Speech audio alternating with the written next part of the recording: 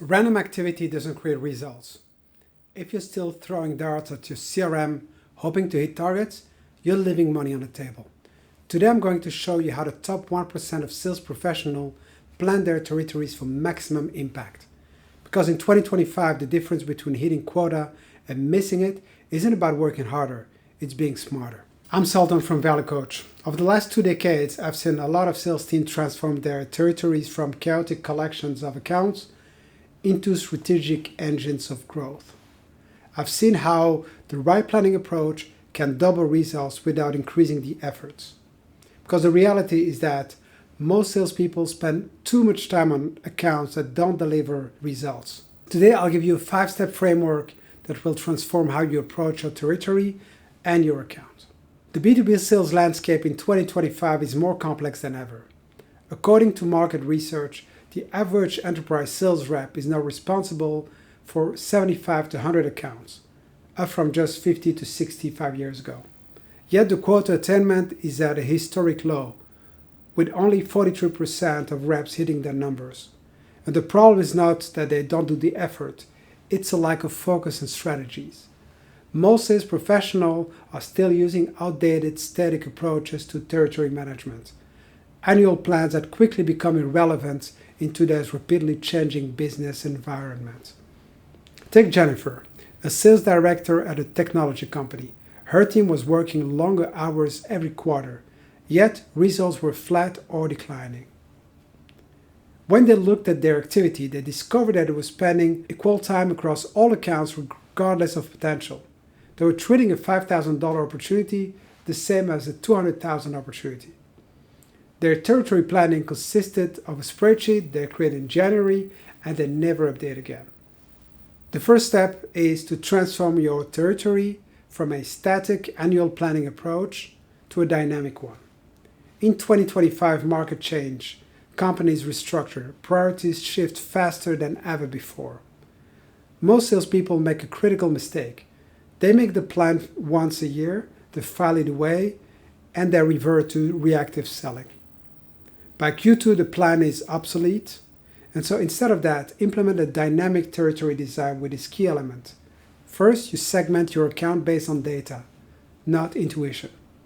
Use a combination of company size and growth trajectory, industry and vertical specific challenges, technology adoption pattern, historical purchasing behavior, current events and trigger points. Second, you establish a cadence for review and adjustment. Monthly, you will look at the prioritization and the time allocation. Quarterly, you would look at the territory segmentation and strategy. And ongoing, you will adjust in real time based on market changes and performance data. And third, you would use technology to your advantage. Modern CRM and sales intelligence tools can help you identify the patterns and the opportunities that would be impossible to spot manually. So what Jennifer's team did, they implemented a monthly territory review process and created a scoring model that prioritized the account based on multiple factors.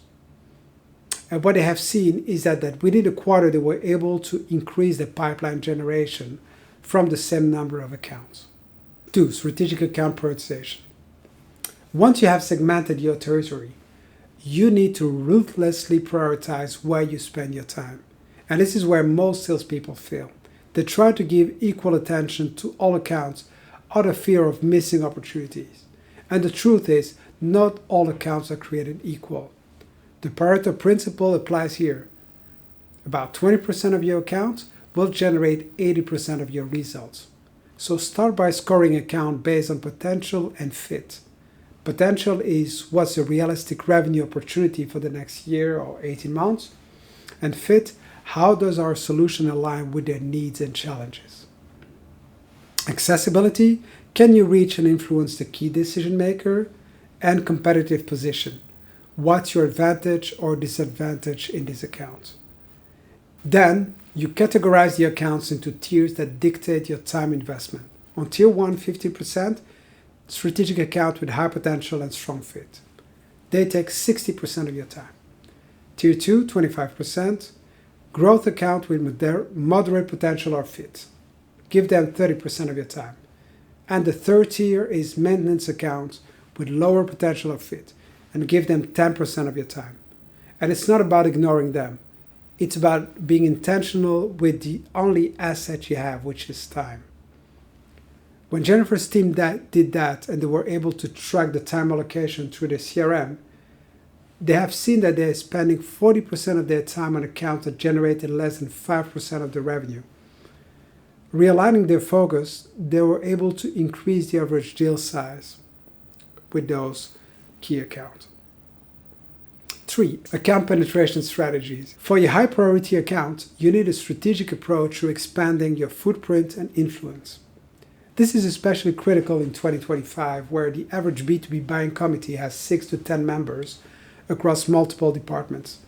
So start to map the complete decision-making unit, DMU, within each strategic account. Economic, buyers who controls budget, technical evaluators who assess capabilities, the end users who will work with your solution, the influencers who shape opinions, the gatekeepers who control access for each stakeholder. And what you need to do is to identify the role in the process, their business priorities, pain points, potential objections or concerns, and their relationship with other stakeholders. Then you implement a multi-threading approach to reduce single contact risk. If your entire relationship depends on one champion, you're one job change away from starting over. So you need to develop specific strategies for expanding your footprint. Executive alignment, connect your solution to C-suite priorities. And so what Jennifer's team did, they created a detailed account map for the tier 1 account and put some specific goals on stakeholder engagement. And they saw that deals that have 3 or more engaged stakeholders closed at a higher rate than single contact opportunity. Next, competitive landscape mapping. In every territory, you'll face different competitive dynamics. Understanding these patterns allows you to develop territory-specific competitive strategies. So start by mapping competitor strongholds and weaknesses across your territory. Which competitors dominate specific industries or verticals? Where do you have a natural advantage based on existing customers or expertise? Which accounts are locked in with long-term competitor contracts? Then you develop a territory-specific competitive strategies. You can have a displacement strategy for account with entrenched competitors. You can have protection strategies for existing customer base, where you would have expansion strategy for white space opportunities, or coexisting strategies for accounts where multiple vendors are necessary. Most importantly, it's important to leverage the local market knowledge, partner knowledge, because national or global competitive intelligence is important, but territory-specific insights are gold. You might have some specific legislation or specific rules that are really applicable for a specific market. And so what you need to do is to talk to your customers about experiences with competitors. You need to monitor local business news for changes in leadership or strategy. And so what Jennifer did, they created competitive heat map for their territory, color coding the accounts based on competitive presence and vulnerability. And then they discovered 3 industry verticals where a specific competitor was vulnerable due to recent product issues. And so they were able to focus on those opportunities and increase competitive win in those segments. Measurement and optimization. The final component of strategic territory management is continuous measurement and optimization. And this is what separates world-class territory managers from everyone else. So you can start by establishing key metric for territory performance. You can look at activity metric, number of meetings, proposals, pipeline generation, the efficiency metrics, conversion rate, sales cycle length, deal size, outcome metrics, revenue, profit margin, customer satisfaction, and the return on time invested, result generated per hour of selling time. Then you implement regular review and adjustment cycles. Weekly, you review the activity metrics and the short-term priorities. Monthly, you can analyze the efficiency metrics and adjust the account focus. And quarterly, you will evaluate the outcome metrics and refine territory strategy. Most importantly, you need to adopt a continuous improvement mindset. Each review should answer 3 questions.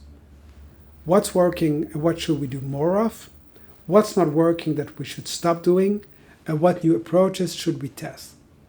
So it's not about constant upheaval.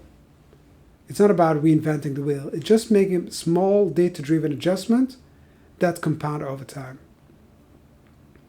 And so what Jennifer and her team did, they made a monthly optimization workshop where they reviewed the performance data and they shared the best practices. And they had this culture of testing and learning, with each rep committing to try one new approach each month.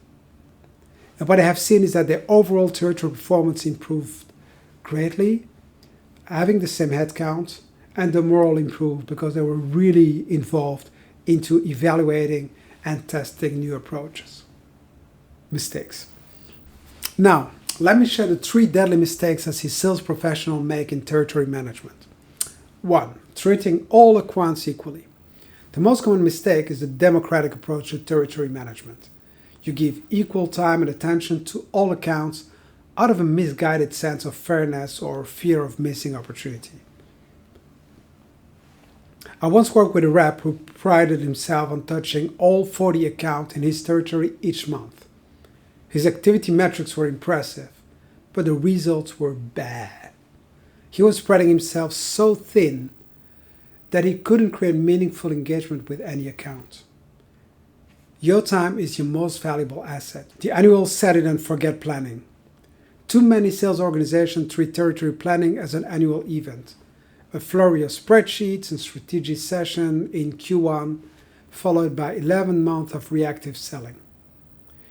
Your territory strategy should be a living document that evolves with market conditions, competitive movements, and your own learning. 3.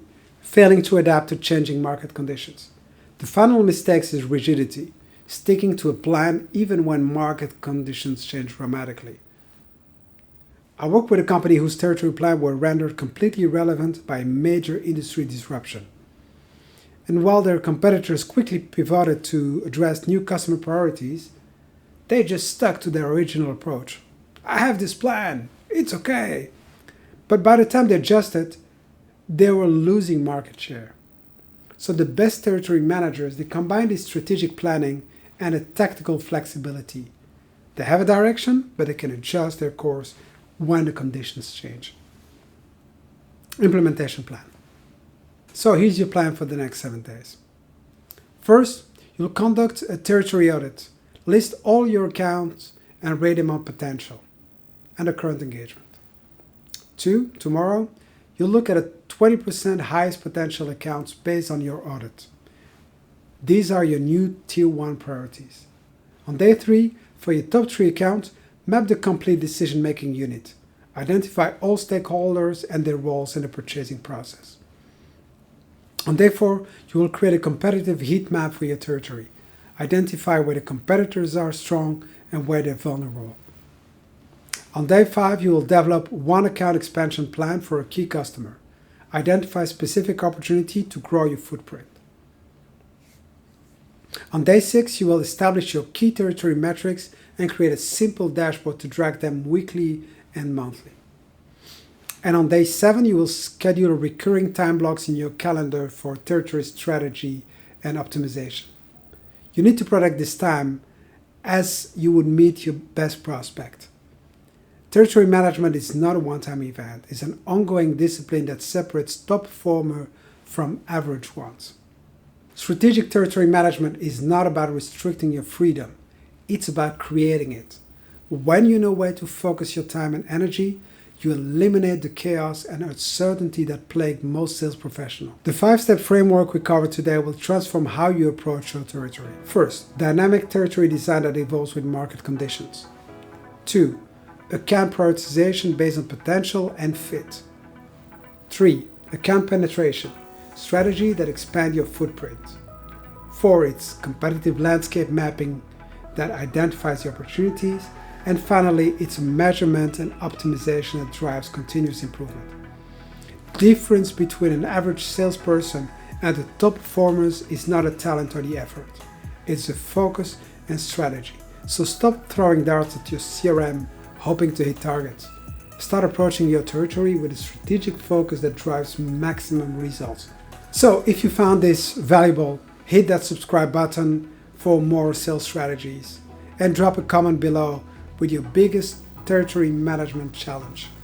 I read every comment and use them to plan future videos. Until next time, remember that in sales, random activity creates random results.